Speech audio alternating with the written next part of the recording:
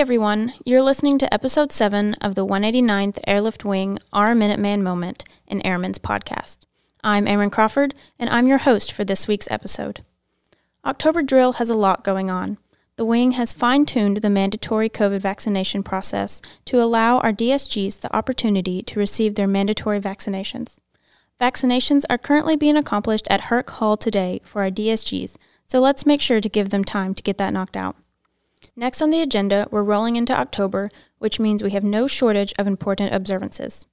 Breast Cancer Awareness Month, National Disability Employment Awareness Month, National Bullying Prevention Month, and many more have claimed October as their observance period. Take time to recognize those observances relevant to you and bring awareness to what matters most. We'll continue to celebrate National Hispanic Heritage Month until October 15th as well. So if this is your month to celebrate or bring awareness, share that with us. We'd love to hear your stories. As everyone knows, the wing has made great strides in COVID mitigation and prevention. Lieutenant Colonel Justin Fitzpatrick, our wing's innovation lead, worked with outside sources to acquire UV lighting to help kill not only the COVID virus, but a long list of nasty bugs that makes us sick. The next step is sharing this innovation idea with our community, the hospitals we see the doctor at, the school our kids attend, and more. The possibilities are essentially endless. Check it out. So can you talk to us about this new light system that we see around the wing? What exactly is it and what does it do? Sure. So this project started last year around May timeframe when COVID Alpha was becoming a new threat for all of us. We stood up the Team Ducimus working group to analyze the COVID countermeasures that we had available to us. And we did everything. We went outside the box. We were calling companies in Israel about rapid tests. We were looking at QR code scanning for contact tracing. And one of the companies we got in touch with was Far UV Technologies, and they're in the 222 nanometer business. It's really an emerging technology, and we never really saw a need for it before COVID came on the scene. And so right now, what they're making is an eye-safe, skin-safe solution that can be used in occupied areas. And by using this UV light, it's very, very deadly to any pathogens, but is harmless to people. So we've installed that throughout the 189th Airlift Wing as part of an SBIR contract. We have 175 units. We led the implementation for all the Department of Defense. We were the first DoD unit to install this. We iterated through different implementations, through different designs, and finally settled on the design we have today, which is a really, really effective tool for controlling airborne pathogens. So right now we're using them for our occupied areas, our high traffic areas. So the briefing room where you might have 20 or 30 people, for our break rooms, for our conference rooms, over our water fountains. And they basically just have a down light that makes that area a lot safer. Okay. And you talked about earlier it's 222 nanometer technology. Can you kind of just, in layman's terms, explain what that is for us? It is, and that's the key part of the technology. Because when people think UV, they think of the sun. They think UVA, UVB, UVC, and that breaks down in different wavelengths of light onto the spectrum. So UVC really starts at about 254 nanometers, and that's been used for a long time, even around people in some cases, but you do have some risk of future cancer development. It does do some minor damage to the skin over a long period of exposure. So 222 gets under that threshold of what could be harmful. It doesn't get through your skin layer. The dead skin cells on the outside and on top of the cornea of the eye, they absorb all of that light. So really you're not having any effect on the organism unless it's very, very small. So the wavelengths are short enough that they will go in and deactivate COVID-19, adenoviruses, bacterium, any other pathogens, but they won't harm living skin cells. So this is actually more beneficial than just for COVID. It's for any bacteria that that comes in contact with your surfaces and things like that.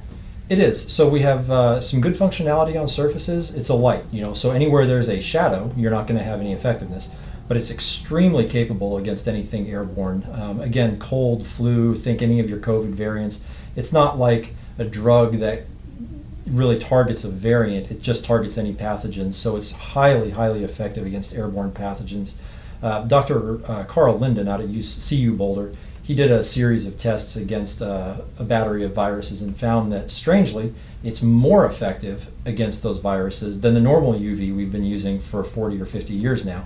I don't know what it is. It's harmless to us because it's such a short wavelength, but it's really, really crippling to any pathogens.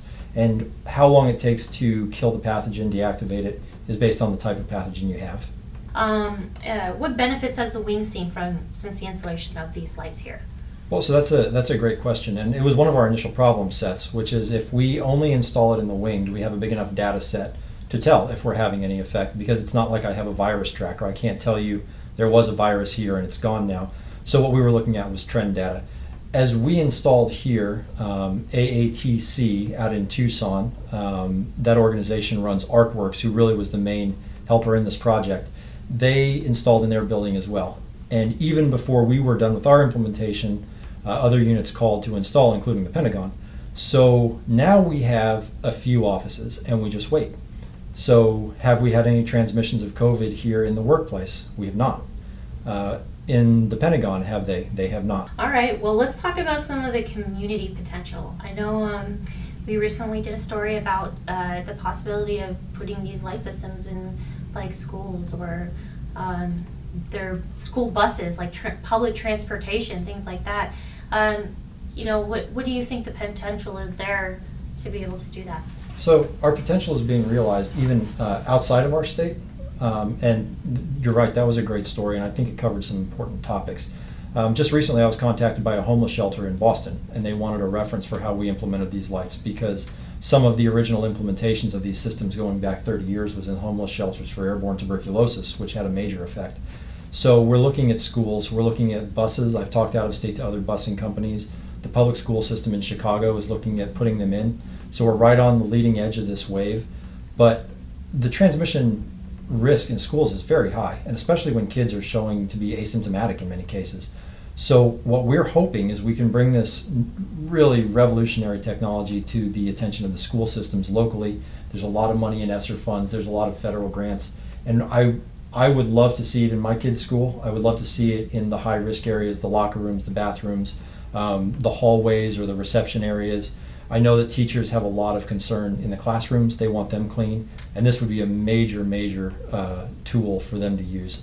That's awesome. I really hope that we can get that pushed out and other people will jump on board and start adopting this new technology. I think it's a great thing.